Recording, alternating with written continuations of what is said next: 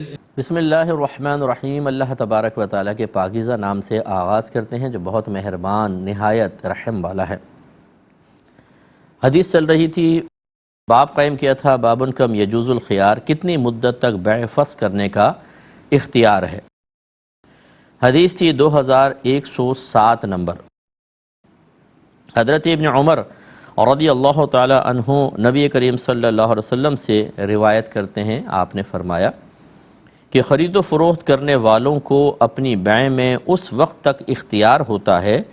جب تک وہ متفرق نہ ہوں، یعنی جدا جدا نہ ہوں، یا اس بیع میں اختیار رکھا ہو۔ نافع کہتے ہیں، یہ حضرت ابن عمر سے سن رہے تھے، نافع کہتے ہیں حضرت ابن عمر رضی اللہ تعالی عنہما جب کوئی چیز خریدتے تو ان کو یہ پسند تھا کہ وہ بائع سے جدا ہو جائیں۔ تو میں پچھلے پروگرام میں، جس بہن بھائی نے میرا پچھلا پروگرام نہیں دیکھا، وہ لازم یوٹیوب کے اوپر آپ لکھیے گا درس بخاری کیو ٹی وی، تو انشاءاللہ وہ آ جائے گا، اور وہ لازم آپ پروگرام دیکھیں، کیونکہ میں نے اس کے اینڈ میں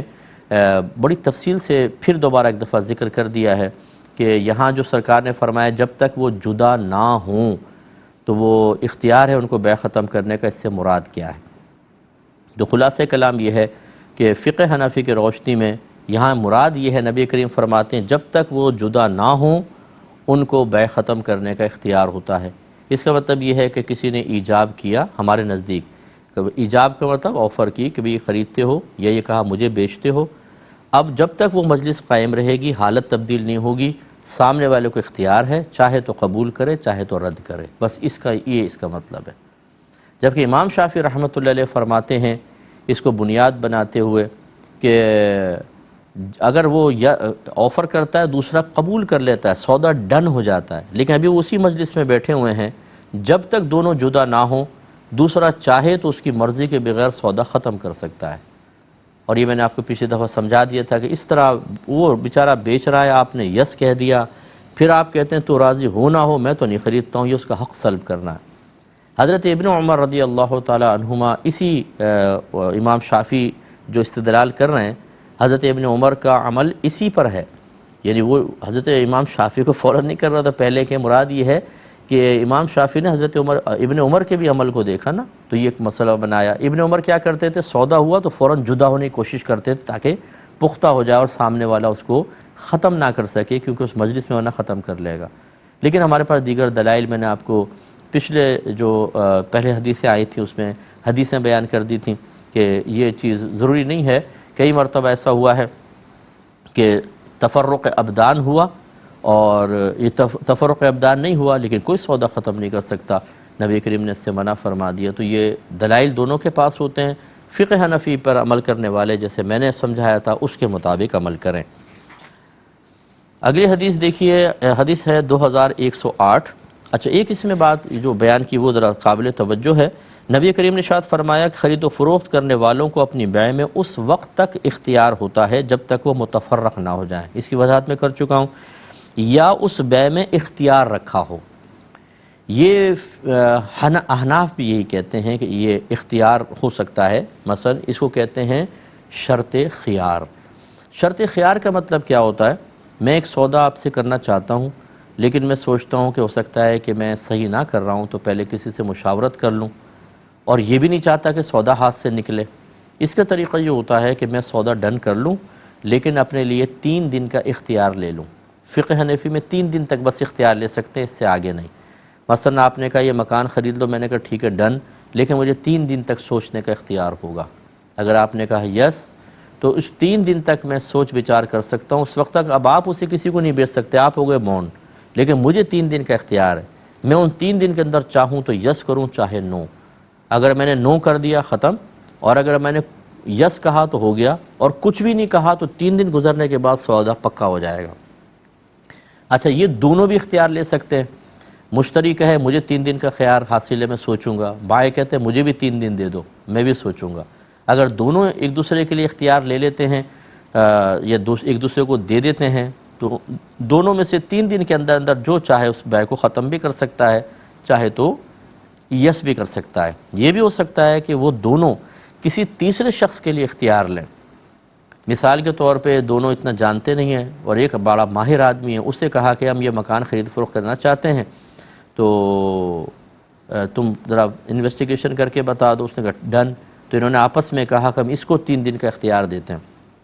3 دن تک۔ تو کسی تھرڈ پارٹی کے لیے بھی خیار لے سکتے ہیں، 3 دن تک وہ کہہ دیں ان کو ہاں سودا کر لو ٹھیک، اگر وہ منع کر دے تو منع بھی ہو سکتا ہے، یہ بھی ہو سکتا ہے۔ تو اس لیے بہتر یہ ہے کہ اگر آپ کو یہ خطرہ ہو کہ میں یہ سودا اگر فوری طور پہ کر لوں تو نقصان کا شکار ہو جاؤں گا، یا بیچ رہے ہیں آپ کوئی چیز اور آپ سوچیں کہ فوری طور پہ بیچوں تو ہو سکتا ہے میں غلط سودا بیچ رہا ہوں، نقصان کے ساتھ بیچ رہا ہوں، پہلے مشاورت کر لوں، لیکن پارٹی بھی آپ نہیں چاہتے نکلے تو 3 دن کا خیار لیں اور سامنے والے کو مسئلہ بتا دیں، یہ بھی ضروری ہے۔ ہمارے ہاں وہی جیسے میں نے آپ کو عرض کیا کہ دین جانتے ہی نہیں ہیں لیکن ہم ہر کام کر رہے ہوتے ہیں، آپ نے اختیار لے لیا اور بعد میں وہ اکڑ گیا کہ نہیں آپ نے تو ڈن کیا تھا وغیرہ وغیرہ، تو یہ پہلے اس کو شرعی مسئلہ بتا دیں کہ میں 3 دن کا اختیار لے رہا ہوں، اس میں مجھے یس یا نو کا اختیار ہے، لیکن اس 3 دن تک آپ چیز کو نہیں بیچ سکیں گے۔ وہ کہے یس تو ٹھیک ہے، اور اس پہ بہتر ہے کہ 2 گواہ بھی بنا لیے جائیں تو بہت بیسٹ ہے، یہ ریٹرن اس پہ لے لیں ریٹرن فارم میں، تو یہ بہت اچھا ہوتا ہے۔ تو یہ نبی کریم صلی اللہ علیہ وسلم فرما رہے ہیں کہ اس وقت تک بے پختہ نہیں ہوتی جب تک کسی ایک نے اختیار لیا ہو، وہ بے موقوف رہے گی 3 دن کے اندر، جس کو خیار حاصل ہے وہ یس یا نو کر سکتا ہے، دوسرا تو بونڈ ہے وہ اس کو تو یس ہے ہی ہے، اس کی یہ یس یا نو کر سکتا ہے، تو اس طرح اختیار لے سکتے ہیں۔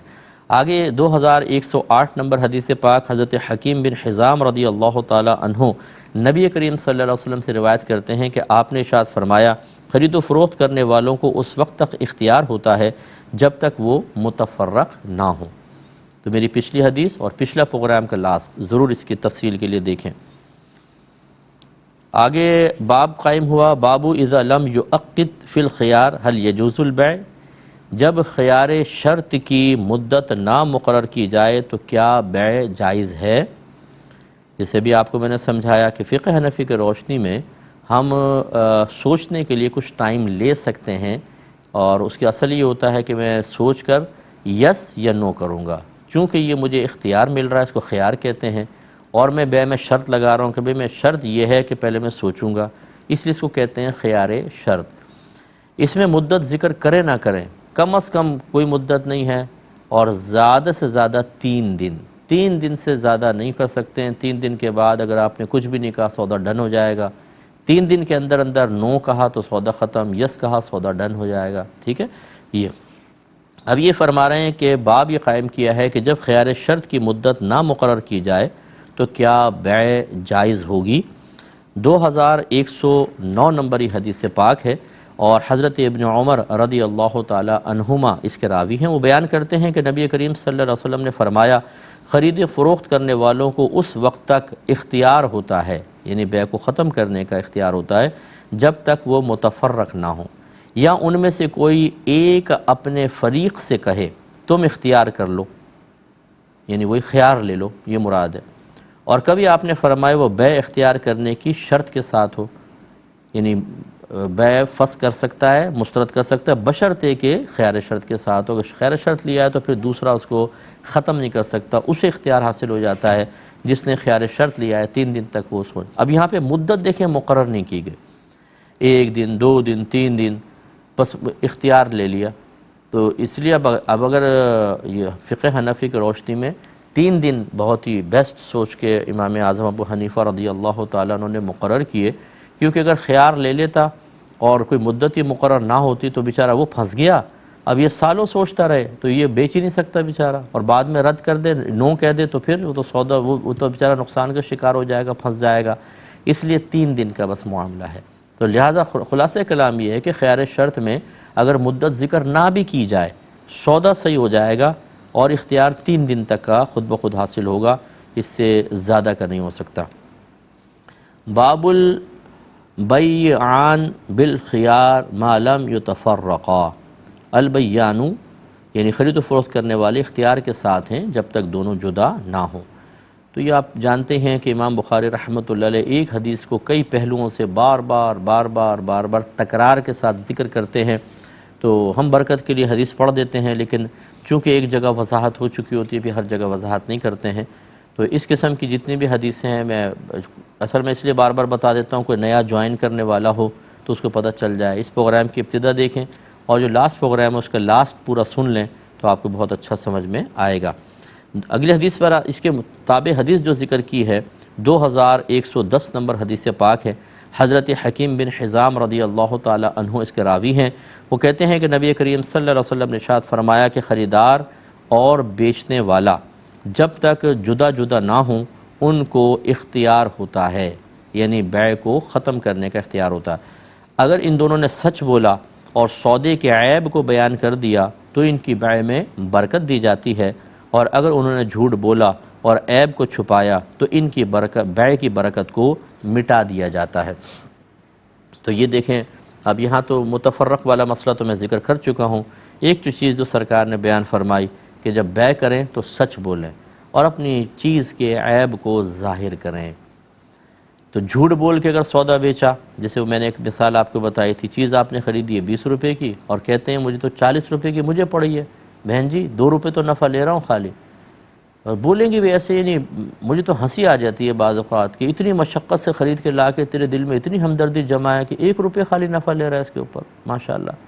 اس پرفتن دور میں۔ تو باتیں بھی ایسی ایسی کریں گے۔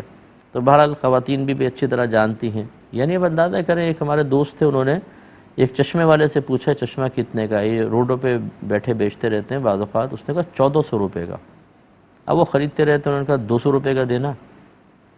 پھر کہا 250 دے دو، میں نے کہا نہیں 200 ہی دوں گا، 200 روپے میں دے دیا۔ اب اندازہ کریں 200 اور کہاں 1400، یعنی 1200 روپے اس نے زیادہ بتائے۔ اب مجھ جیسا کوئی آدمی ہوتا نا تو میں تو اکثر لٹ کے ہی آ جاتا ہوں کہ مجھے اگر کہتا تو میں زیادہ سے زیادہ 100 روپے کم کرواتا، 200 روپے یا 300 یا 400 روپے کم کراتا، اور اس میں بھی اپنے کالر سیدھے کرتا کہ 400 روپے کم کر کے لے کر آیا ہوں۔ اب یہ خیر یہ تو اس نے جھوٹ نہیں بولا، لیکن میں ایک بات سمجھا رہا ہوں، ان سے اگر آپ پوچھیں گے نا، اگر میں پوچھ لیتا کہ یار تمہیں کتنے کا پڑا ہے، تم ایسے اتنا مہنگا بیچ رہے ہو، وہ وہی کہے گا کہ ہمیں خود 1000 کا پڑا ہے، ہمیں خود 1200 کا پڑا ہے۔ یہ جھوٹ نہیں بولنا چاہیے۔ اسی طریقے سے یہ بولنا جی یہ چیز بہت بہترین ہے، لیکن پتہ ہے کہ یہ بہترین نہیں ہے، یہ چونکہ آپ کے سٹاک میں پڑی ہوئی ہے، اس سے بہترین مشینری آئی ہوئی ہے، اس سے بہترین چیز مارکیٹ میں موجود ہے، لیکن اگر آپ گاہک کو یہ کہہ دیں کہ وہ چیز اچھی ہے تو وہ آپ سے نہیں خریدے گا، وہاں چلا جائے گا۔ اپنا سودا بیچنے کے لیے اس کو اتنی تعریفیں، اتنی مبالغہ رائی، اتنا جھوٹ کہ انسان کو غلط چیز آپ بیچ دیتے ہیں۔ دوسری چیز عیب ظاہر نہ کرنا۔ اگر آپ کی چیز میں ایک عیب ہے اس کو بتائیں کہ عیب ہے، یہ ظاہر کرنا واجب ہے۔ ہم لوگ سمجھتے ہیں کہ اگر ہم سچ بولیں گے اور چیز کا عیب ہی ظاہر کر دیں گے تو پھر کون خریدے گا، یا پھر تو ہمیں نفع ہی حاصل نہیں ہوگا۔ اس کا مطلب ہے ہمیں وعدہ خداوندی پر اعتبار نہیں ہے، ہمیں نبی کریم صلی اللہ علیہ وسلم کی بات پر اعتبار نہیں۔ آپ فرما رہے ہیں جو سچ بولتا ہے، جھوٹ نہیں بولتا، جو چیز کا عیب ظاہر کر دیتا ہے کہ بھئی یہ دیکھو چیز بیچ رہا ہوں اتنی خرابی ہے اس میں، تھوڑا پیسے کم دے دو لیکن یہ عیب یہ ہے، اللہ اس کو برکت دے گا۔ سمجھیے گا، تمام خزانے کس کے دست قدرت میں ہیں؟ میرے اللہ کے ہیں۔ اللہ تعالیٰ نے اپنے حبیب کے ذریعے پیغام بھیجا، سچ بول کے بیچنا اور عیب ظاہر کر دینا۔ اب سارے خزانے میرے اللہ کے دست قدرت میں ہیں، نبی کریم وعدہ فرما رہے ہیں برکت ہوگی، تو ضرور ہوگی بھائی جان، برکت ضرور ہوگی، لیکن وعدہ خداوندی پہ اعتماد نہیں۔ اللہ تعالیٰ کی بارگاہ میں اس کے دست قدرت میں جو خزانوں کے انبار ہیں ان پہ بھروسہ نہیں ہے، اپنی چالاکیاں اور جو لوگوں کے مقولے ہیں ان پر اعتماد۔ آج کل لوگ کہتے ہیں بھائی سچ بول کے سودا بیچو گے نہیں بکے گا، عیب ظاہر کرو گے خریدے گا کون؟ بھوکے مرنا ہے؟ جھوٹ بولو، عیب چھپا چھپا کے چیزیں بیچو۔ ایسے سیلز مین کو زیادہ پیسے دیے جاتے ہیں جو اپنی چرب زبانی سے گندہ ترین مال لوگوں کو چپیک دیتا ہے، اور بیچارے لوگ اس کی وجہ سے جا کے گھر میں جا کے برا بھلا کہتے ہیں اور گالیاں بکتے ہیں، ایسی چیزیں دے دیتے ہیں۔ یہ پھل فروٹ والے خاص طور پہ انہیں پتہ ہوتا ہے کہ یہ ریڑھی پہ 3 دن سے پڑا ہوا ہے پھل یا 4 دن سے، اس کا کون سا حصہ خراب ہو رہا ہے کون سا نہیں، ایسا چھپا کے ڈالیں گے، دکھائیں گے سامنے۔ کاٹیں گے بھی، اگر کاٹیں گے تو ایسی جگہ سے کاٹیں گے لال چیز نکلے گی، باقی اندر جاؤ آدھا جو سڑا ہوا ہی ہے، اور واپس آ کے بات کریں تو لڑائی جھگڑا فتنہ فساد شروع کر دیں گے۔ تو یہ حرام اور گناہ کبیرہ ہے، آپ کے نبی منع فرما رہے ہیں، بے برکتی پیدا ہوتی ہے۔ ہمت پیدا کرے، یہ پہلے بھی ہم ترغیبی کلام اس پہ کر چکے ہیں، وعدہ خداوندی پہ بھروسہ رکھیں اور کر کے دیکھیں۔ جب آپ سچ بولتے ہیں، جب آپ پہلی چیز کا عیب ظاہر کر کے بیچتے ہیں، اللہ تعالیٰ بہت برکت دے گا، لوگوں کے دل میں محبت پیدا ہوگی، اعتماد بڑھے گا، لوگ کھنچ کر آپ کے پاس آئیں گے، دوسروں کو چھوڑ دیں گے، اللہ تعالیٰ ان کی محبت نکال دے گا، آپ کی محبت ڈالے گا۔ اعتماد چاہیے نا، امتحان پر پورا اتر جائیں، آزمائش تھوڑی بہت آئی، مثال کے طور پہ آپ نے کہا اس میں تھوڑا سا عیب ہے لے لیں، اس نے کہا ہم نہیں لیتے، چلے گئے، 1 گاہک 2 گاہک 3 گاہک، آپ نے سچ بولا، لوگ خرید ہی نہیں رہے۔ یہ ہے امتحان کہ شیطان کان میں کہے گا ہم نے تو پہلے تجھے کہا تھا، جھوٹ کے بغیر نہیں بکے گا، کر اپنے نبی کی مخالفت پھر برکت دیکھ، معاذ اللہ ثم معاذ اللہ۔ اس وقت بس پھر امتحان یہ ہے کہ آپ شیطان کو بولیں کہ چل پھر ٹھیک، تو بھی میرا ایمان کو آزما، میں اپنے نبی کی مانتا ہوں اور تیری نہیں مانتا ہوں، دیکھتے ہیں برکت ہوتی نہیں ہوتی، اور انشاءاللہ ضرور ہوگی، اور پھر دیکھیں کیسا پلٹا کھائے گا چیز۔ دیکھیں آپ جب کسی کو اپنا بزنس پارٹنر بناتے ہیں، آنکھیں بند کر کے اس پہ بھروسہ نہیں کرتے ہیں، آپ شادی بیاہ کرتے ہیں 10 بار کھنگالتے ہیں چیز کو۔ ایسے ہی کوئی اللہ تعالیٰ محتاج نہیں ہے اس بات کا کہ وہ آپ کو کھنگالے، وہ تو سب جانتا ہے، ہمارا ماضی، ہمارا حال، ہمارا فیوچر بھی جانتا ہے، لیکن اکثر اللہ تعالیٰ کی عادت کریمہ جاری ہے کہ وہ اپنے بندے کو شروع میں تھوڑا سا آزمائش میں مبتلا کرتا ہے۔ اگر اس امتحان پہ بندہ پورا اتر جائے، اس آزمائش پر، پھر جو برکات کے دروازے اللہ تعالیٰ کھولتا ہے وہ ناقابل بیان ہوتے ہیں۔ یہ جو جھوٹ بول کر یا عیب چھپا کر سودا بیچتے ہیں بہت بک رہا ہے، لیکن گھر میں بیماریاں، فتنہ، فساد، اولاد کی نافرمانی، چچڑاپن، بیماریاں، لوٹ مار، ڈھاکے، چھینا جھپٹی، یہ تمام چیزیں پیچھے لگ جاتی ہیں، بے برکتی ہمیں نظر ہی نہیں آتی۔ اور جو سچ بول کر اور عیب ظاہر کر کے کرتا ہے، اللہ تعالیٰ بہت ساری آفات سے اس کو محفوظ رکھے گا، بہت ساری آفات سے۔ الحمدللہ رب العالمین علی کل حال کہ جو واقعی صاحب نظر لوگ ہیں،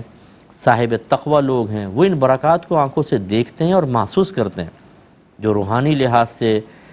تھوڑے سے بھی کامل ہوں تو اللہ تبارک و تعالیٰ ان چیزوں کے کنیکشن ملا کے بتاتا ہے۔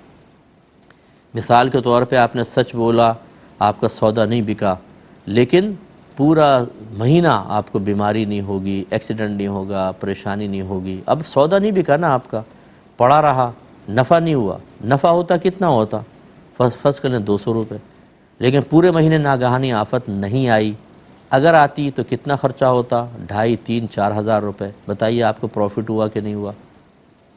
یہ چیزیں سمجھنے والی ہوتی ہیں، لوگ اس کو نہیں سمجھتے ہیں، وہ سمجھتے ہیں بس جو مادی چیز بک رہی ہے تو پروفٹ، نہیں بکی تو نقصان۔ ارے بھائی اپنی نگاہ کو وسیع کریں۔ تو صاحب نظر جب ہوتے ہیں نا، مثال کے طور پر انہوں نے سچ بولا، سودا نہیں بکا، عیب ظاہر کیا، لوگ چھوڑ کے چلے گئے، سامنے دکان سے خرید لیا، لیکن پورے مہینے اللہ نے ناگہانی آفات سے بچایا، تو پھر اللہ تعالیٰ الہام فرماتا ہے کہ یہ ساری برکت کیوں حاصل ہوئی ہے، اس کی وجہ سے، پھر دل مطمئن ہو جاتا ہے۔ اللہ تعالیٰ عمل کی توفیق عطا فرمائے، آمین۔ وآخر دعوانا ان الحمدللہ رب العالمین۔